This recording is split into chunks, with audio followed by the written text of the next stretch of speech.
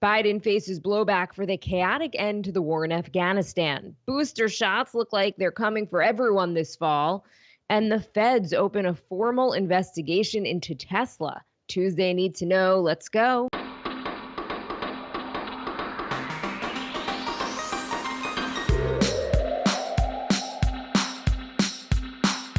Good morning. This is Cheddar's Need to Know podcast for Tuesday, August 17th. I'm Jill Wagner with Carlo Versano. Good morning, Carlo.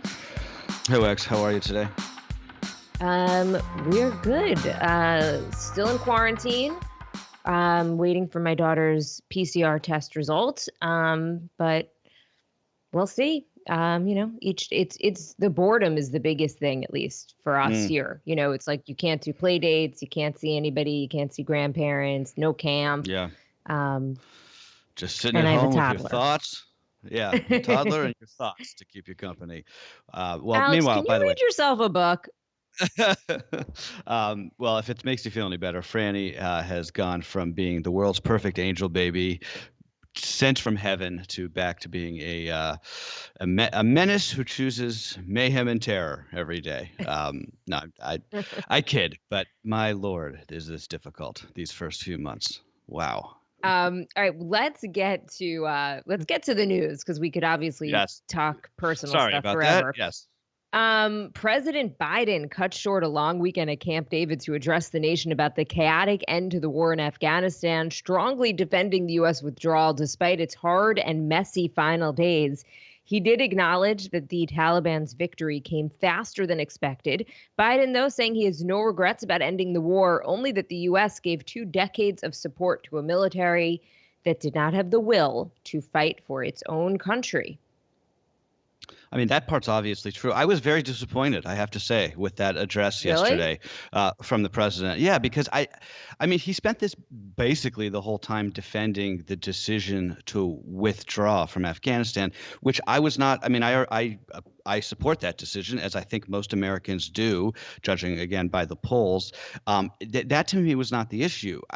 The issue was the execution of the withdrawal. That was just a catastrophe any way you slice it, I think. And I mean, Biden saying that we planned for every contingency in that withdrawal, I mean, that's pretty clearly not true, right? I mean, all you got to do is look at the images coming out of Kabul to tell you that they pretty obviously didn't plan for every contingency. I mean, Jill, I guess these are sort of like tactical military planning questions, but how do you evacuate all the soldiers before you evacuate the embassy staff? To say nothing of the other civilians and all of those Afghans who helped us over the years. I mean, there's all this talk from Biden and from his supporters and his detractors talking about how, well, we had a deadline. Trump made this deadline, and then Biden made a new deadline. Who cares? Well, what does that matter? I mean, we were there for 20 years. I'm pretty sure we could afford another few weeks or a month to button things up, get our people out of there, get the visas in the hands of those people who helped us. It was just a poor tactical decision to cap 2 decades of poor tactical decisions. And he owns that. The president owns that. He doesn't own this war, but he owns how this went down. And frankly, if you ask me, there should be resignations flying at the Pentagon today. Carlo, the dramatic images that seem likely to define the end of America's longest war came from the tarmac at the international airport in Kabul. We briefly mentioned this yesterday, but it was pretty much unfolding as we were recording. Hundreds of desperate Afghans rushed the runway and then ran alongside a military transport plane that was evacuating U.S. personnel. And video showed people who were so desperate to get out of this country that they just clung to the fuselage of that plane as it took off. And then we didn't show it on our air, and most networks didn't, but there's video of people who basically fell to their deaths from that plane. One plane, we should note, some good news. One plane was able to take off with about 650 Afghans crammed inside. The Pentagon, and it was too many, right? It was like this military transport plane that has never carried that many people, but the Afghans were like, we're not getting off this thing. And eventually the pilot and the military just said, all right, let's go. And at least got them out of the country, and they went to Qatar, and I guess their papers and everything will be processed. The Pentagon says the airport has now been secured, and evacuation flights are resuming.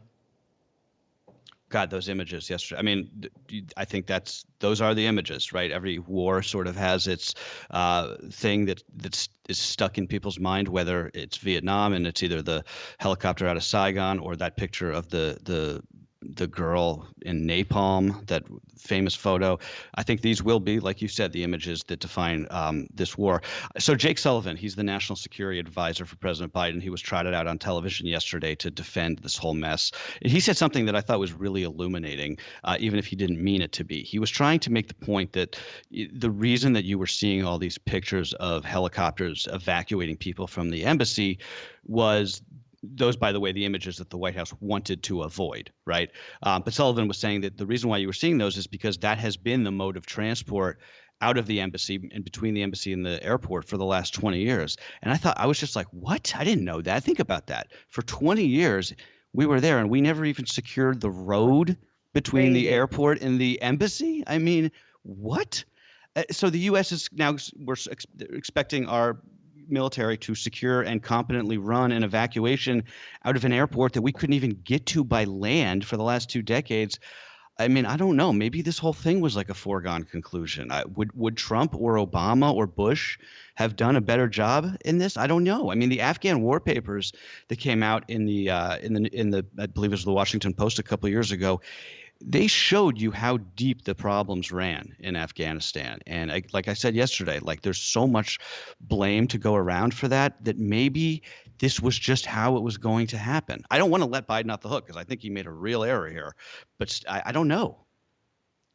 Well, in terms of just look, philosophically, you've said for a while, and I think a lot of Americans agreed it was time to go. You can't stay there forever.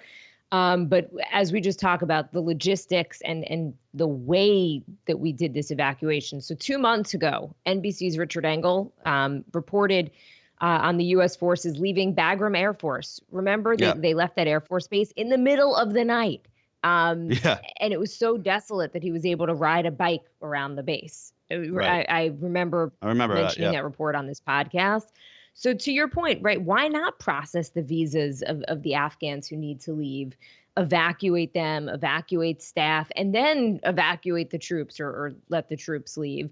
And Biden, what I thought was fascinating by his speech yesterday, he pointed the finger at Trump. Okay, so I went back because I was not entirely clear on what exactly went down in the timeline in terms of what the Trump administration was doing.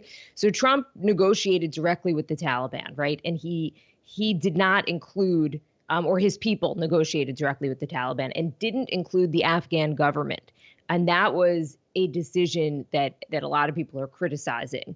At one point, if you remember, Trump had secretly invited the Taliban to Camp David, and it was in September, so it was going to basically coincide with one of the anniversaries of September 11th. He eventually rescinded the invite.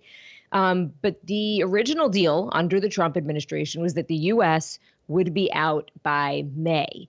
Biden said he extended it because it would be the start of fighting season, which I had not heard of before this week. I was not aware that that was really a thing, but it is. A lot of experts saying we actually should have delayed the departure even longer, maybe to the fall, because the Taliban retreat in winter, and fighting season is basically spring and summer.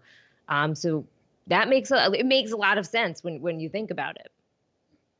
Yeah, I mean, like I said, these like deadlines are meaningless. It's a war, right? I mean, like we're just making deadlines for the sake of making deadlines. Biden wanted this one to coincide with like the 20th anniversary of 9/11, I suppose.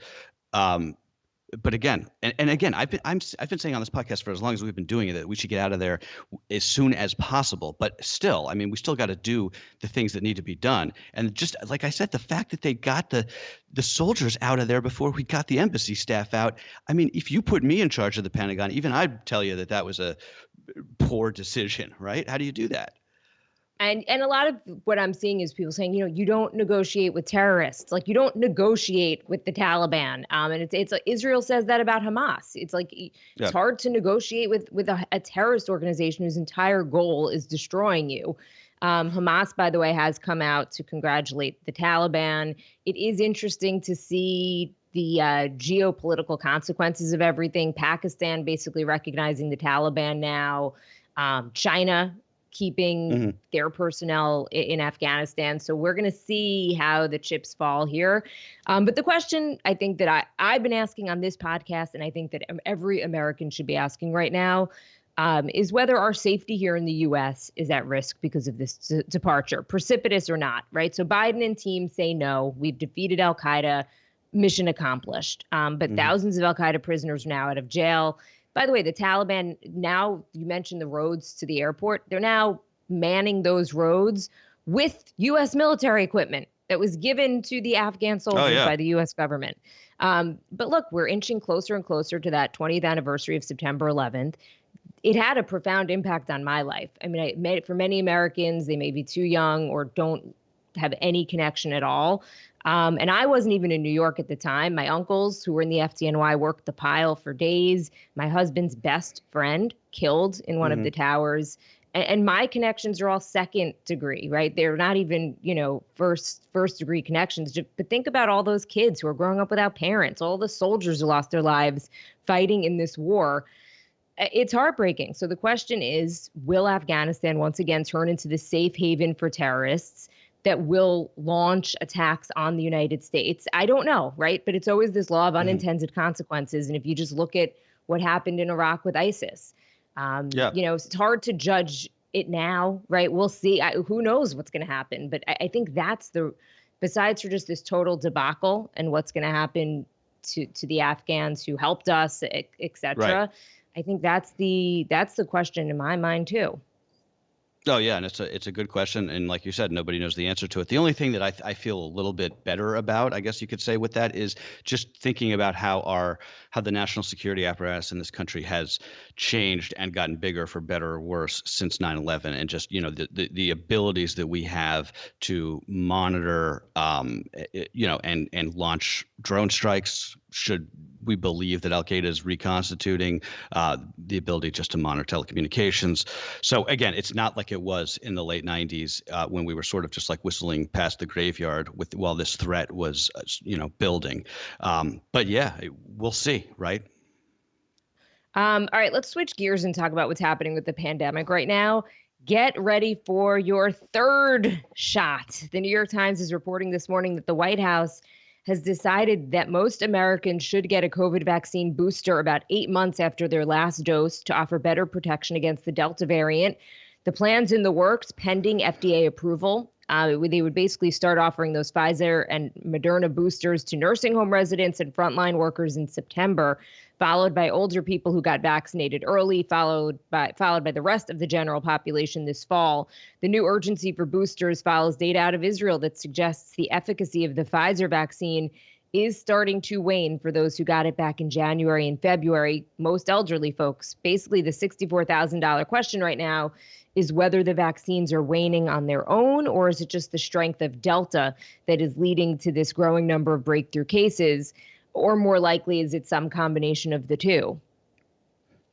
Yeah, probably some combination, right? I think it's one thing that's unclear here from the reporting that's coming out this morning is what it means if you got a Johnson & Johnson vaccine. Do you get then a second Johnson & Johnson dose, or are they going to like mix and match you with a Pfizer dose or Moderna dose? So we'll see about that. But I feel like really humiliated right now, just like as an American. I mean, anybody else? Like, is that just me? Maybe I don't mean to be like histrionic here, but like between the scenes out of Afghanistan these last couple of days and then the pandemic, where, I mean, we forget here, we went from the best in the world, Jill, 2 months ago, to the worst in the world. And why? Because, well, a big part of that is because 30% of us won't take a miraculous free medical cure for this virus, while the rest of us are now prepping for our third shots. You got some significant, amount of people in this country who are so like brain poisoned by the internet that they don't even believe the sky is blue. It's just, all of this is just so discouraging, isn't it? Humiliating even. Well, there has been some commentary that I was not going to mention on this podcast because I haven't really read through that much of it. But there is some thought that basically the image of the debacle in terms of the Afghan departure is kind of the bookend of America's century, kind of leading the world, which started, you could argue, with the Industrial Revolution in the early 1900s. And it's kind of like when we look back and we take that 25,000-foot view of history and America, that those are going to be the bookends. So as you just mentioned, your general morose and feeling right now about the United States. I don't agree. Like I said, I didn't have enough time to really read through everything, but I've been seeing that a lot, actually. I'd be interested in reading that because it does seem like that, right? It just seems like we cannot do any of the big stuff anymore. And I don't, we could debate that for forever, but this is the news podcast, so we'll get back to the news. But if other people are feeling that way, or if they're not feeling that way, let me know. Tell me that I'm just being my old grumpy self here. I mean, look, you could argue that, China's going to take over. But then what Thomas Friedman has that line, like, I wouldn't bet on anything that censors grandma or something. I don't know. Yeah. But let's carry on with the news. The federal government has declared the first ever water shortage on the Colorado River. The declaration, which had been expected, triggers mandatory water cuts for states in the Southwest that depend on Lake Mead for their water supply. Farmers in Arizona are going to be particularly hard hit when the cutbacks start in January.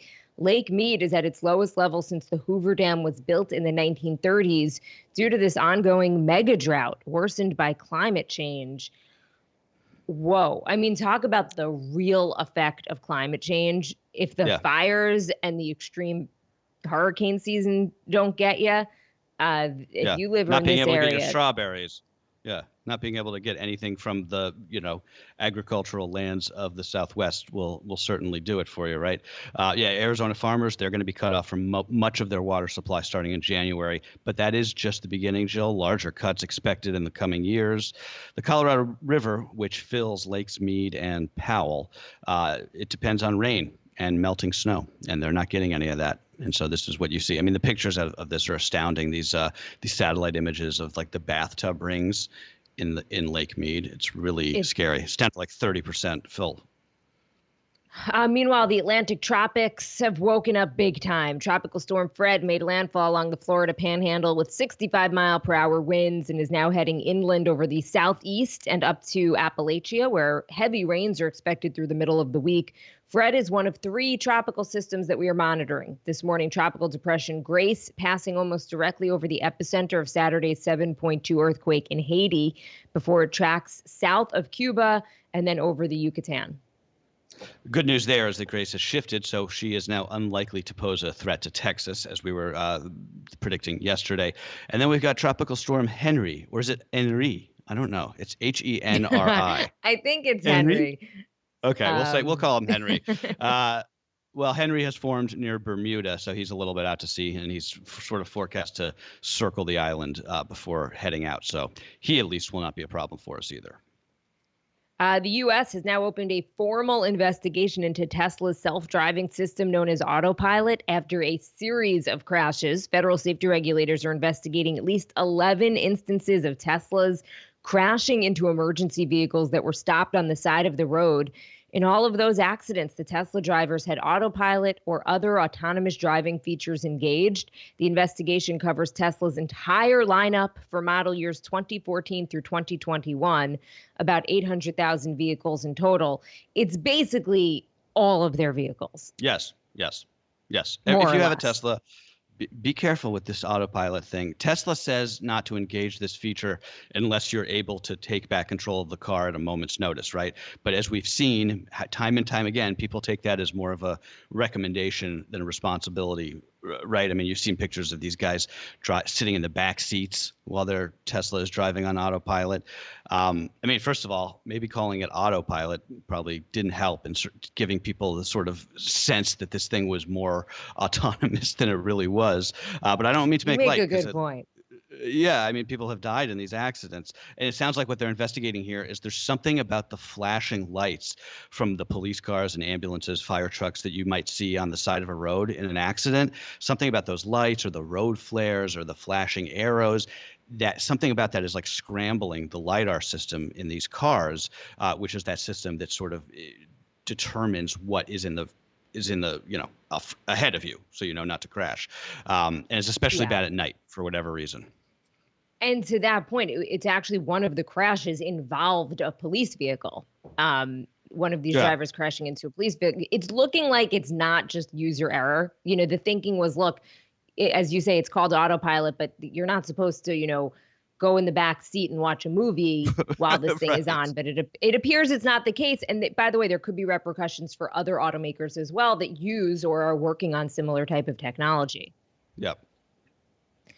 Okay, we got to wrap. Just quickly want to mention Carly Lloyd, one of the stars of the U.S. women's soccer team, retiring. Lloyd said she plans to finish her season with FC Gotham and then play in a few exhibition games for the U.S. team before hanging up her jersey this fall. And she is, Jill, the first of the women's soccer team vets we expect to retire. She's probably not likely the last. Megan Rapinoe, Becky Sauerbrunn, both said in Tokyo that they are considering their futures with that team as well. So they're probably on the outs, I would suggest, or I would guess rather. And also, we didn't talk about this yesterday, but just in terms of retirements, it's looking like Roger Federer may be done with tennis. Fed is not going to play in the U.S. Open later this month. He's undergoing another knee surgery, but he's now 40 years old, and this is, I believe, his third knee surgery. So you've got to wonder if this is the end of the road for probably the best tennis player ever, right? I love Roger Federer. Not. Yeah, me too. And he just seems like such a nice guy. Unless it's an act, he really just seems like such a sweetheart. Nobody send us something that he said that's like racist or anti-Semitic or something today, and it's going to like ruin that for us. Okay, well, I'm sorry. I feel like we took a really depressing turn in this podcast. Yeah, sorry about that. That's okay. Which I don't know if it's warranted. I'd be curious to hear from everybody, thoughts on just where we are right now as a country. If you're feeling optimistic, pessimistic, email us. What is our email? At Need2Know at Cheddar.com. I've been saying this email to you for 3 years and you still don't know. Need2Know at Cheddar.com. That hits Jill and I, and you can get us there. Yeah, tell us what you're thinking. Maybe we're off base here. I don't know. I'd be curious to hear from people. All right, that is what you need to know for Tuesday, August 17th. All right, guys. Till next time.